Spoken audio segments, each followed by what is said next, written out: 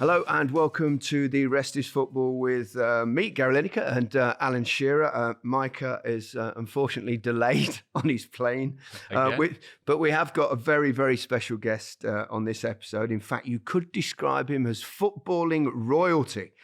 He won the old First Division with Leeds back in 91-92, then went to Manchester United where he won title after title. He is, of course... King Eric Cantona. Eric, thank you so much for joining us. It's lovely to see you and lovely to talk to you. Thanks to you. So what are you up to these days? We've seen you singing. I've seen you do your tour. You've been acting and everything. But obviously it's your football life that we'd like to talk about mostly because it does what it says on the tin. Yeah. It's the rest is football. Tell us about your early footballing days in Marseille. Yes, I was born in Marseille, and Marseille it's a very cosmopolitan city. We play football everywhere. Football is very popular. So in Marseille, we played in my area. The stadium of the amateur clubs was just a kilometer from my place. So we went to school, and after school we played football, and my father was a goalkeeper. He was as an amateur. He was a good goalkeeper, and I wanted to be a goalkeeper. Really? So until the age of maybe 8, I was a goalkeeper, and I wanted to become a goalkeeper. So I started competition, but unfortunately, I played in a team where we were winning. 5-6-0. So as a goalkeeper, I never touched the ball. I waited and I dreamed about the game for the week, and during the weekend, I never touched the ball. So I decided to play up front to participate. And after that, you made life miserable for many goalkeepers. Maybe. So, I mean, you're an interesting person in many ways, Eric, in terms of your interest away from football. Acting, music, I've mentioned, but. Was therefore football not always the only thing in your life, even when you were young? Again, my father is a painter, and he took us to galleries. So, he has this kind of observation of the world. If the light was nice, he said, "Oh, look how nice it is. This land is wonderful. Look at this mountain and everything." So, he developed a kind of inspiration and it was a middle class area, but we had a lot of love, very strong family. I still work with my brothers. Sometimes surprise the people. How is it possible to have so good a relationship and everything? I say, no, it's not. It's not surprising. What surprised me is when the family are destroyed and completely destroyed. And unfortunately, it happens a lot. So I've been lucky to grow up with a wonderful family and wonderful friends. Yeah, I suppose that stability that you've had in life is sort of contradictory with your career in football, because you had a few up and downs and fallouts in your career, Eric, didn't you? Yeah, of course. I always need to have this feeling of freedom. When I feel like a prisoner somewhere, try to destroy things. I had a quality as a player when I was young, very young, and I started as a professional. I was 17 years old. I started for the national team. I was 20 years old. So everything went very well, and sometimes as a young player, it's difficult to deal with everything. As you know, every step it's a challenge every time. So after the national team, after I became international, maybe I didn't deal very well with some things, and for some players. It's time to realize or not. They disappeared completely or not. And I've been lucky to have this reaction and say, maybe I am the problem. And I have to find a place maybe somewhere where I can feel better also. So it's why I came to England, because before I came to England, I retired from football. I was 24, 25 years old. I retired for 3 months. Platini, who was a manager of France, asked me. He said, "No, you cannot retire now. You have to come back." And I say, "No, I don't want to go back to football. I don't want to go in a Mediterranean country." He said, "Maybe England, it's possible for you." So it's how I came to England. And then, of course, I met everything I needed. And I had this freedom. And I had this feeling of freedom when I came here. Eric, did you love football, or did you see it as a job? No. I love football. I never seen it as a job, and I still don't see it as a job, even if I don't play. I hope the young generation don't see it as a job. Right. I have my son, he's 14 years old, and we only speak about football and the love of football and the passion of football. I would have paid millions to play football. I've been paid to play football, but I could have paid a lot of money to play football. I love football. I loved football. I was passionate by football. I was thinking about football. I had other passions, but football was the main thing. But I said when I was young, if I lose, I said to some journalists, and they couldn't believe me. I said when I will feel that I lose a passion for football, I will retire. And I lost a passion for football. Why did you lose it, Eric? Why did it? I don't know. Maybe because I wanted to do something else. I started to think about something else.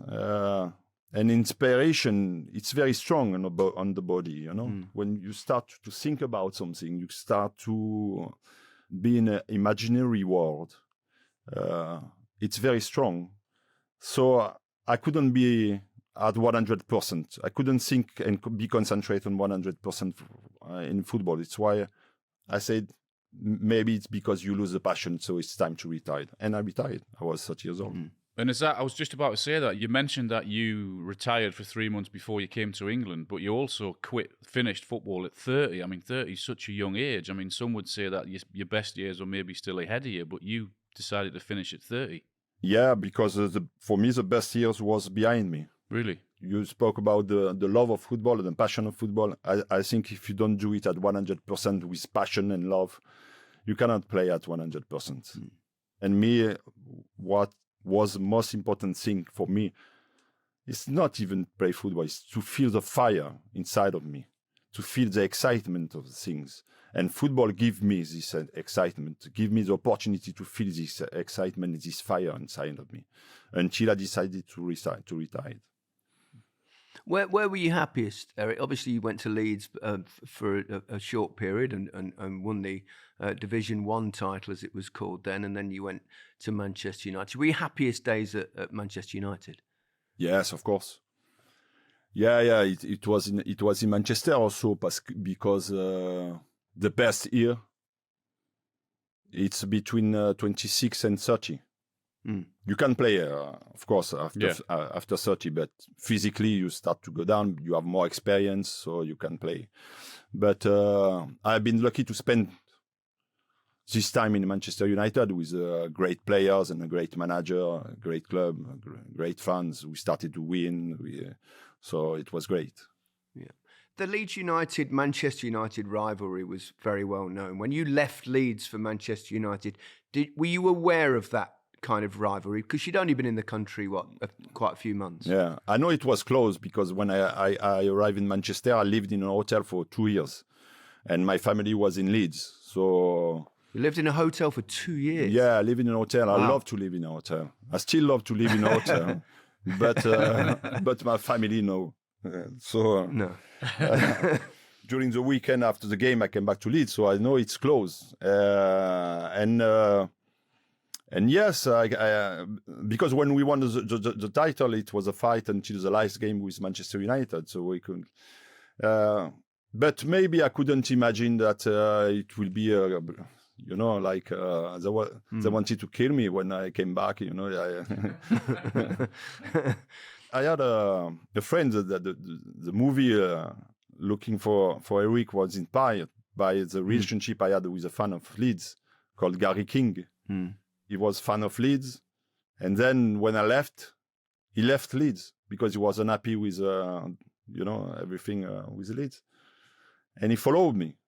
He came to Manchester, so he came to all the games. After the games, we went to restaurants with my family when they were there, with friends. So he was with us every time.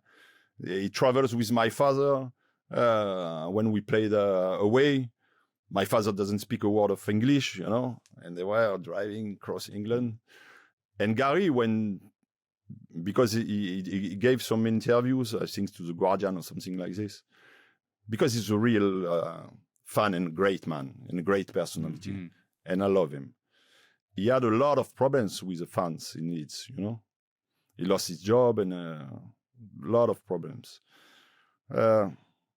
So it's when I really realized the rivalry between the two clubs and the two cities. Yeah. Who was your toughest opponent, Eric, over the years? The toughest? Alan, now we see football and it's nice, it's wonderful. But I remember the defenders in the 80s when I was a fan. Yeah. And I remember the defender when we played against, like Vinnie Jones or, Tony Adams. Yeah. And you scored a lot of goals. And I think if you could play now, I think you will score maybe 70 or 80 goals a season. Yeah. Because the defender now they cannot even play with their arms. Tackle. Yeah. Yeah. The arms, it's like the balance for the body. You are in the air, you try to get the ball, and the ball touch your hand. It's a penalty. So now they jump like this, they defend like this, they cannot tackle and everything. So they can score 60 goals. We see Messi, we see Ronaldo, are the great players, of course, the best players ever, maybe. But in the 90s, it was tough. My brother last time showed me a short video about the game we played against Wimbledon when we won. I think it was a quarterfinal in Wimbledon in FA Cup. And Vinnie Jones, who is a friend of me, because when I played in Leeds, he used to play in Leeds. He was a very good friend of Gary McAllister. I was a good friend of Gary. So we spent a lot of nights together after the games and everything. But when we played against you, we were enemy. I was his enemy. So he wanted to destroy me. Mm-hmm. He did a tackle on Roy Keane, and then another one, and then me, and no red cards.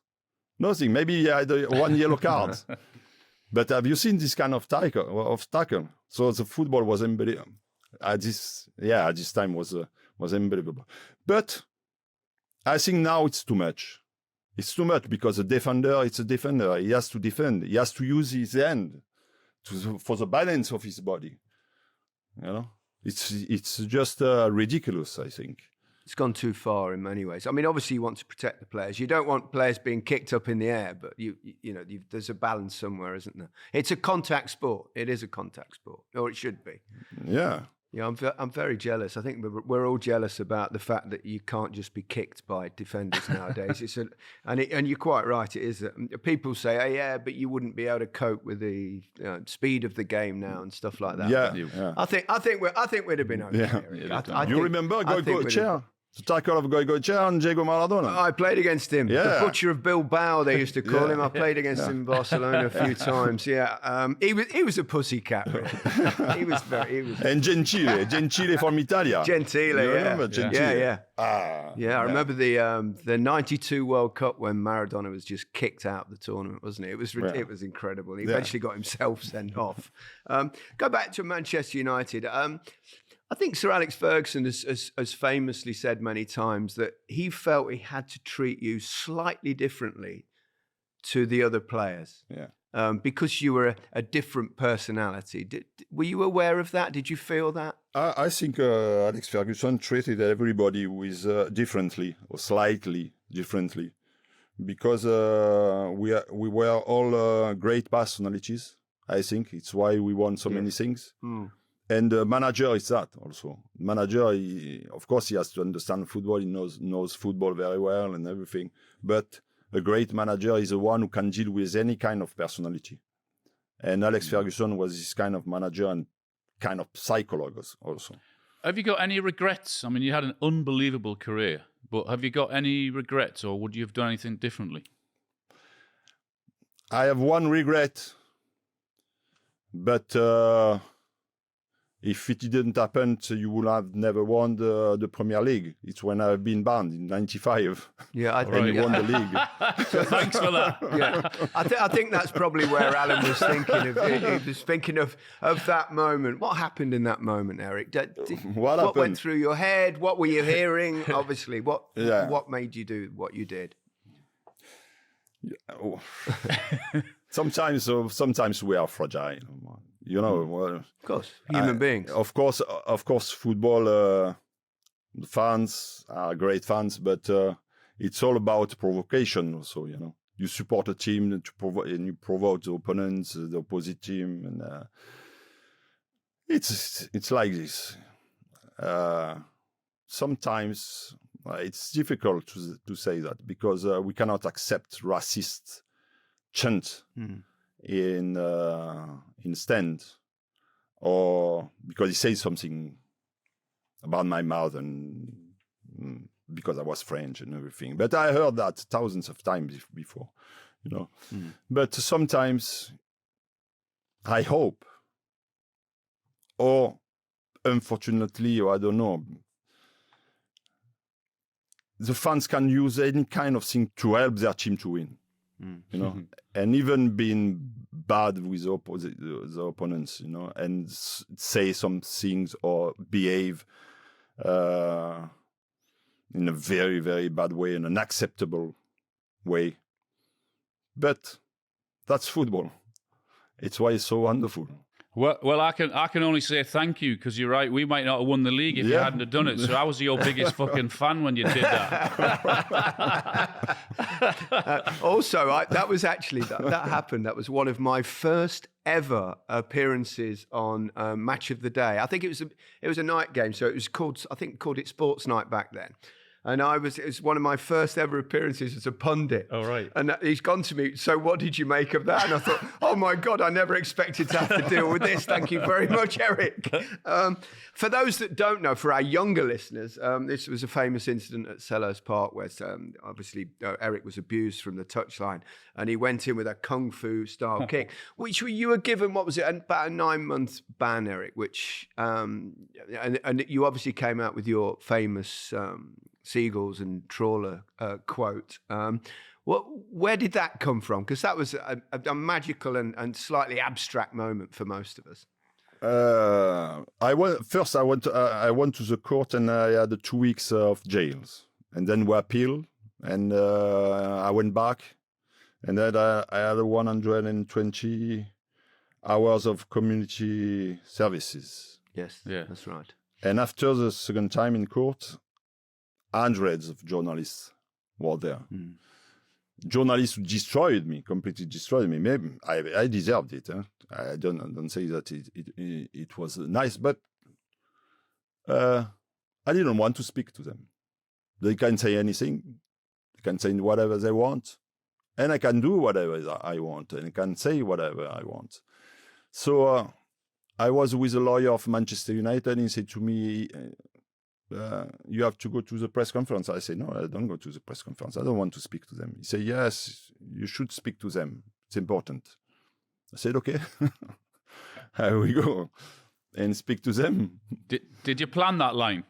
The line, for those those youngsters that perhaps don't know the line, it was, when the seagulls follow the trawler, it is because they think sardines will be thrown into the sea. Yeah, but it sounds better with a French accent. It's much better with a French accent. So I spoke to them. So the lawyer was happy. And then the press have something to think about for months. And they called me the greatest philosopher. And I think they were completely right. Was that a tough time for you though, Eric? Joking apart, that must have been difficult. Yeah, it was very difficult because I couldn't play, first of all. But I learned a lot of things. Yeah, community service was teaching kids, I had a very great experience. I had to train with even twice than the others. So I trained with the first team. I trained with the young players, and the young players was a golden generation. Of course, yeah. So I had the opportunity to train with them, and I could see how great they were. So I really enjoyed it. Was it clear that talent? Was it clear that you could see that talent in those players? Yeah, of course. So I've been lucky to work with them, and then they came and played for the first team, and we won together trophies. How were the club during that difficult period, Eric, when you weren't playing? And Sir Alex Ferguson, how supportive were they? The club have been great with me. The fans, the players, everybody at the club have been so great with me. Yeah, helped me because it was very, very, very difficult time, but they helped me a lot. Yeah. When you said you were going to retire, how soon before had you made up your mind that you were going to retire at the end of that season? Maybe 6 months before. Really? 6 months before. Yeah, I could feel it. Yeah, I try hard because, sometimes you have some, you lose a bit of passion and then it's coming back and every time you're up and down. But it never came back. What were your career highlights for you, Eric? Which were the moments that you remember most fondly? For me, the most important moment was the FA Cup we won against Liverpool, because we won the double with a new generation of players. Yeah, and for me, it was very, very important for two reasons. The first reason, when I played my first game in France as a professional, I was 17 years old, and I played next to Andrzej Zarmak. You remember Andrzej Zarmak? Played for Poland, yeah. And he was a great player and a great goal scorer, and he helped me a lot. And as sometimes old players, you have the one who want to help the younger generation and the one who are afraid of losing their place, And Andrzej Zarmak was behind me and helped me a lot. And me, when I was in Manchester with this new generation, I thought that together we could do some things. So that's one of the reasons. And the second reason, it's because for me, Manchester United, it's that. It's one of the greatest clubs in the world, one of the richest clubs in the world, can buy the best player in the world. But Manchester United, for me, it's half of the team with young players coming from the academy of Manchester United. Because this is an identity of like Ajax in Amsterdam, like Barcelona. Yeah, it was like what I could imagine from Manchester United, from the Busby Babe, and then Alex Ferguson with this generation that we could see in every morning, every time. He knows the name of each young players. He could speak with them. He knows their quality. He knows what they needed to work with more. Everything. So he built that. It took years to build this. So it was like an achievement for him also. Hey. Well, Canal, when you're ready, Eric's been waiting for. We're halfway through. Hey! How are we? He's like, who the fuck is that? Welcome back to The Rest is Football with me, Gary Lineker, Alan Shearer, and now Micah Richards has joined us. Bit of a problem with the your luggage. Yeah, the baggage was delayed. But better late than never. Exactly. Better late than never. As you'll see, Micah, we've got King Eric with us, Eric Cantona. Have you met before? We have never met before. nearly when he was at Leeds. I drove past you one time, but you didn't say hello. But now I get to see you in person. What a guy. It's an absolute honour and a pleasure. Yeah. I'm not going to say anything for the rest of the podcast. I'm just going to admire. But it's nice to see you here. Eric, you'd have fancied your chances of scoring some goals against our defender in our pod here, wouldn't you? Yeah. You're not supposed to say yeah. I think Eric fancied his chances against anyone. There were some special moments, Eric. I think most Manchester United fans would pick out, perhaps, if they had one goal, would be the moment where you did the wonderful chip against Sunderland, and the fantastic celebration. What made you suddenly pluck out your chest and look around? Was it because it was such a good goal? It was a good goal, and the goalkeeper of Sunderland was a French goalkeeper I played with when he was a young player in France, and we were good friends. But before the game, I don't know why.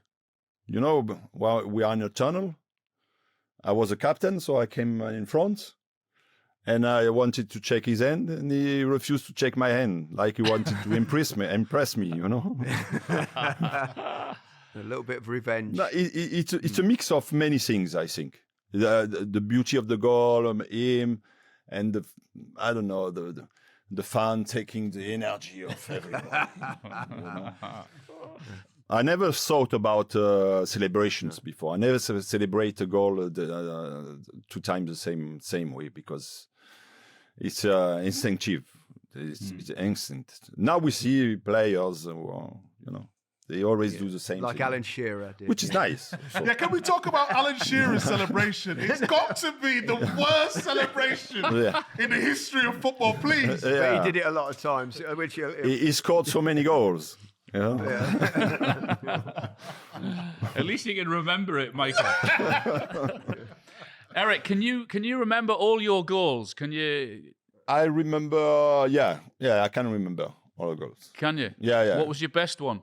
The best one is maybe the one I scored against Wimbledon after just few minutes or seconds after the tackle of Vini.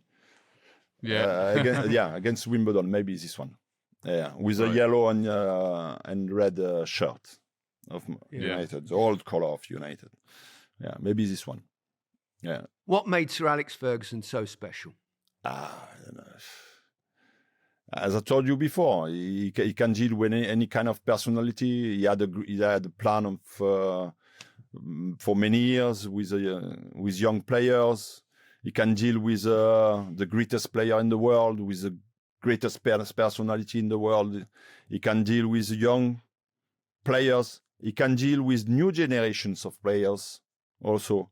He was a manager of United when the social medias arrived. He dealt with this generation also, because I think today it's a big problem. The social media is a big problem. Yeah. How can they be concentrated on 100% when you have so many things around you and so many things to deal, which is not at all important? To answer to somebody or to put a picture of you on your Instagram or on Facebook, on Twitter, on all kind of things, I think this kind of communication is destroying humanity. Really? Zuckerberg, Elon Musk, they are very proud to say, the new reality will be virtual. The new reality will be virtual. The reality is the trees we have around. It's people we have around, to feel the energy of the people, to look at the people, Now you are in a bar, you are in an airport, nobody look at each other, they are all on their phones. So Alex Ferguson deal and became champion, and he had the same success with this generation of players. Because he was, I think, very strong and he had a great personality. I think managers now need to be harder with this generation. Harder just because they are paid to play for the love of football and the passion of football. and not being disturbing by social medias and all these kind of things. Eric, can I ask you about Sir Alex Ferguson tactically? Because everyone mentions the sort of personality he was and what he did for the squad. Yeah, but he won many games tactically, for so many times. From when he was a manager of Aberdeen, he has been champion of Scotland. He won the Cup Winners' Cup against Real Madrid, I think it was. So I think he was a genius as a tactician. He was. Yeah, it's Alex Ferguson. It's just a legend, a genius. Are you still in touch with him, Eric? You still? Yes. I love him. I love him and all his family. And do you follow the United team now? Do you watch them? Do you look out the results, or do you? Yeah. Yes. Yeah. I don't follow football. I don't watch many games now, but when I watch a game, it's a game from Premier League and United. Yeah. Yeah. It's a difficult time for everybody. Yeah. What about your own international career, Eric? Because you, a little bit like other aspects of your life, there were ups and downs within that as well, wasn't there? There was good periods, and then you fell out with people, and you were left out of certain squads. As I told you before, I was 20 years old when I played for France for the first time, and then I played until I've been banned after Selhurst Park. I was a captain of the team at this time, and then I was banned, so I was not allowed to play. And a new generation of players came on and start to win. And when I came back, I didn't play anymore for France. At one point, I think you said you were supporting England rather than France for a couple of years. Is that true? Because I love the football in England. I love the football. I love the football. I love the fans. I love everything. Not only Manchester United. I love what football means, in England. I can feel something very strong, that the football is on the veins of the people, and when they sing, it's all open. You feel the vibration of everything. I felt that also when I went to Argentina. I watched the game River Plate against Boca Junior, and the atmosphere was unbelievable. I think there is two countries in the world where the football is completely crazy that I love. It's England and Argentina. In England, the Premier League is great, and the players play so many games. And they play so many games also in Spain, for instance. But the games in Spain, one year it's Real Madrid, the other year is Barcelona, Real Madrid, Barcelona, Real Madrid, Barcelona, In England, to win the league, it's difficult to win the Premier League. You have Liverpool. They didn't win the league for 30 years. And during these 30 years, they won 2 Champions League and they won the UEFA Cup. They have not been champions of England for 30 years. So I think, why? Because in England, you play against a smaller club, a smaller team. It's always a nightmare, as you know. It's always you have to play at 100% if you want to win it. So every game, it's the intensity of the game, the pace of the game. It's so great. You don't have that in other countries. So it's why I think England didn't win international competitions, because the players are too tired at the end of the season. They are too tired. They have the best player. They go to semi-final. You went to semi-final. They go to semi-finals of a European Championship or the World Cup and many times, but miss something. I think it's because the Premier League is so wonderful. So you cannot change the Premier League. But if we have to analyze it and why England didn't win competitions since so many years, it's why I think the Premier League, the games in Premier League are so great, so intense. But even for the Champions League, I think at the end of the season, when you are Real Madrid and you played, you are champions of Spain, and you play maybe 10 games with a great intensity. And the other ones, you play a smaller club. You play for Barcelona. You know what I mean?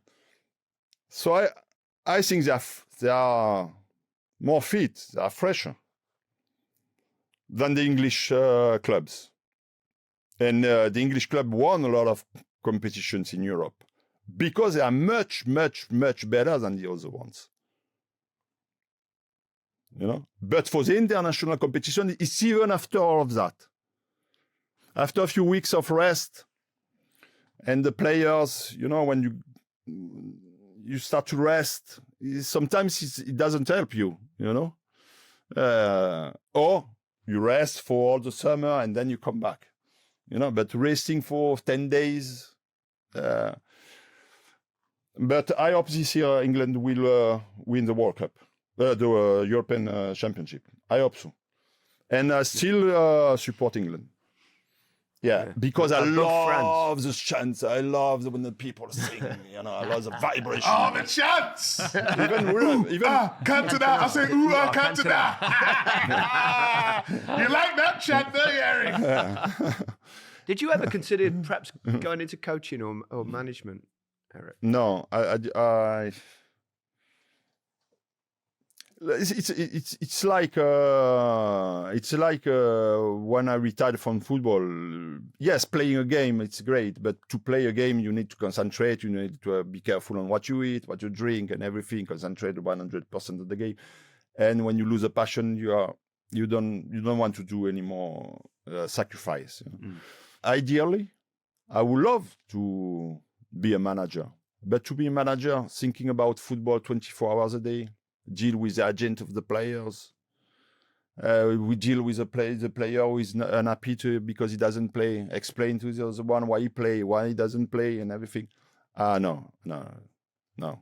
I have other passions and I love it. But if I became a manager, I would have become a manager like kind of manager like Johan Cruyff. He was pretty good. Yeah, he was your manager in Barcelona. He was. He came with new ideas of football. He created something special. When he played for Ajax, it was a revolution of football in the 70s, and he was part of this revolution as a player. And then he came back as a manager, and it was another kind of revolution of football, and also for Barcelona. At this time, Barcelona was a club who could buy the best player in the world, and they didn't care about academy. And he created the Massa, and he created the Massa, which is the academy of Barcelona. And this kind of players who can play this kind of football. So Barcelona had a real strong identity.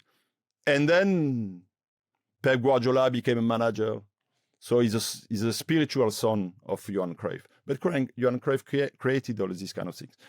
So this kind of manager, yes, is to be like a manager like the other ones who are good, are great. But as a creator, as an artist, yes. Yeah.